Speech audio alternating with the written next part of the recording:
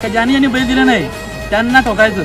आणि आपला बैल 4-5 वेळा गटामध्ये पळालेला आहे, सेमी पण झालेला, बैल फायनलला पण राहिलेला आहे. पण आम्ही असं फायनलला राहिल्यानंतर लोकांसारखा गाजावाजा नाही केला. आम्ही जुलैमध्ये आम्ही त्याला तिकडे घाटावर पाठवणार. 3 फेऱ्यामध्ये बघायला मिळेल पळवलेलं. पण आम्ही जवळजवळ त्याच्या आम्ही 32-33 गाड्या केल्या.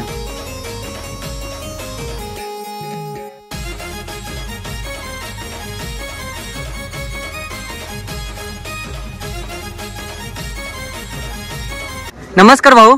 नमस्कार. आपलं नाव काय विनयवाडी. आणि कुठून आहात आपण? आपण कांडप्याचे भिवंडी कांडपा. भिवंडी कांडपा. आणि आपल्या बैलांबद्दल मला माहिती आहे. आज कोणते कोणते आपण बैल घेऊन आलोत? हरण्या माहिती असेल. हरण्या माहित आहे. हरण्या, मोन्या, मोन्या, राजा. हा राजा ना. आपला घरचा पंढरपूर एक्सप्रेस. आणि लाचचा कोणता? पंढरपूर एक्सप्रेस सावल्या. सावल्या का? आणि काय बोलाल आपल्या धामणगावच्या फाटीबद्दल? कारण की आपण बघतोय मोस्टली तर प्रत्येक संडेला आपण बघतोय आज त्याची फाटी आणि चांगली इथे शर्यती देखील होतात. तर काय सांगशील या फाटीबद्दल? आजचा पण मैदान मोठा होणार आहे. खूप बाहेरून बैल आलेला आहेत. बघू आता. आणि आपल्या हरण्याच्या कामगिरीबद्दल काय सांगशील? कारण की आपण बघितलेलं आहे 3 फेऱ्यांमध्ये देखील पळतोय आणि बिनजोडमध्ये देखील पळतोय. 3 फेऱ्यामध्ये बैल म्हणजे आता तिकडे होता, तुला माहिती असेल. आणि आता म्हटलं एक महिना झाला इकडं बैल आणलेला आहे. आणि फिटनेस मध्ये देखील मला थोडाफार फरक वाटतंय. काय बोलशील फिटनेस बद्दल? फिटनेसचा विषय असा आहे का आमच्या सकाळी पोरं जाम मेहनत घेतात. सकाळी 6 वाजता उठून मंगेश आणि विनय दररोज सकाळी 12:30ला जातात. जवळजवळ 15 ते 16 किलोमीटर त्याला चालून आणतात. म्हणून त्याची फिटनेस अशी आहे. नक्कीच. आणि कोण कोण असतात याच्या बैलाच्या पाठीमागे? बैलाच्या पाठीमागे भरपूर पोर आहेत. जवळजवळ 40-45 पोर आहेत. सगळ्यांची नावं नाही घेऊ शकत. पण जास्तीत जास्त फिटनेस मध्ये मंगेश आणि विनय जास्त आहे. त्याच्यामध्ये राजेश गुड्डे पण आहे. आणि बैलगाडी क्षेत्रामध्ये आपण बघतोय कधी कधी आपल्याला पेरा वगैरे झुलत नाही. तर अशा वेळी तुम्हाला कोणती अडचण वगैरे आली का पेरा झुलवताना? म्हणजे बघितलं तर गेल्या वर्षी आम्ही 1 नंबर मध्ये 2 नंबर मध्ये खेळायचो. बरोबर. लोकांनी म्हणजे आम्ही असं की सांगून गाड्या ठोकल्या. पण यावेळी असं झालंय का कोण पेरा देत नाही. गेल्या वर्षी आम्ही भरपूर गाड्या केल्या. 2 नंबर मध्ये खेळून 1 नंबरच्या गाड्या पण केल्या. आणि ज्यांची बैल गुलालात नव्हती त्यांना आम्ही बैल पण दिला. आणि आमचा बैल आता 1-1.5 महिना घाटावर होता. आमच्या त्या 2 गाड्या पडल्या. त्या पडल्या अशा का पायरा व्यवस्थित नव्हतं, गाडी आमची बाहेर गेली. तर आम्ही ज्यांना बैल दिलेले गेल्या वर्षी त्यांचे बैल गुलालात नव्हते, गुलाला आणले. त्यांच्याकडून बैल मागितले, त्यांनी आम्हाला बैल दिला नाही. आम्हाला आज त्यांची गाडी मारायची. आज नाही, आम्ही सीझन संपता त्यांची गाडी मारणार आहे. आम्ही ते ठरवलंय का ज्यांनी बैल दिला नाही त्यांना ठोकायचं.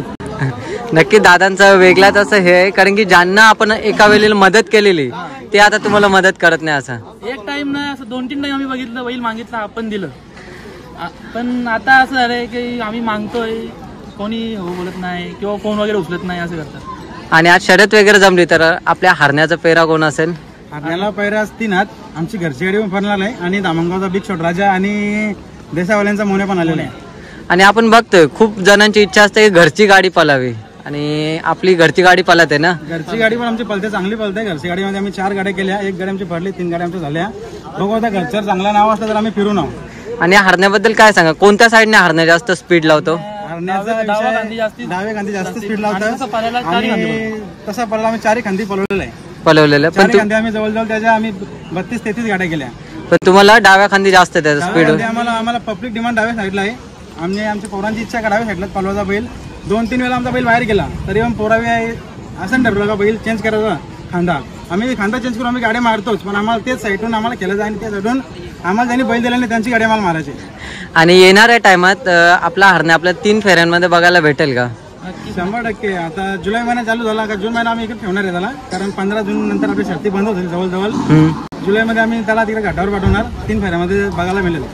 कारण की काही कारणास्तव आपल्या इथे जागा नाही. अशा काही कारणास्तव आपल्याला 3 फेऱ्यांचे मैदान आपल्या साईडला बघायला नाही भेटत. तर जास्त करून आपल्याला सातारा साईडला बघायला भेटतात. आणि पावसामुळे खास करून पावसाळ्यामध्ये आपला बिनजोड होत नाही. कारण की भरपूर पाऊस आपल्याकडे पडतोय. तर त्यामुळे मनात एक भीती असते की आपली बैलाची फिटनेस राहिली पाहिजे. तर याबद्दल तुम्ही काय काय मेहनत घ्याल? फिटनेससाठी आम्ही बैल तिकडे पाठवतो. आमच्या ठेवायला भरपूर जागा आहे. पण असं का बैलाची रोलिंग चांगली राहते. आणि 3 फेऱ्यामध्ये बैलाला जरा पळवायला आपल्याला इच्छा होते. गटपास झाला, सेमी झाली तरी आम्हाला इकडे आनंद होतो. आणि आपला बैल 4-5 वेळा गटामध्ये पळालेला आहे, सेमी पण झालेला, बैल फायनलला पण राहिलेला आहे. पण आम्ही असं फायनलला राहिल्यानंतर लोकांसारखा गाजावाजा नाही केला. आम्ही पळतो बैल आमचा 3 फेऱ्यामध्ये. आणि पुढे काय अपेक्षा असणार आहेत आता हरण्याकडून? अपेक्षा म्हणजे आमची यंदाची एकच अशी अपेक्षा आहे, ज्याने बैल दिला नाही त्यांचीच गाडी मारायची आम्हाला. आणि अपेक्षा त्यांनी भरपूर पुऱ्या गेल्या. दुसरा असताना सांगून गाड्या मारल्या भिवंडीतल्या, बाहेर जाऊन मारल्या, पण भिवंडीतला एकाला पण सोडलेलं नाही. 2-2, 3-3 वेळेला एकेकाला आम्ही ठोकलेलं आहे. आणि एखादा अशी बैलाची मोठी अशी शर्यत जी तुम्ही कधीच नाही विसरू शकत अशी?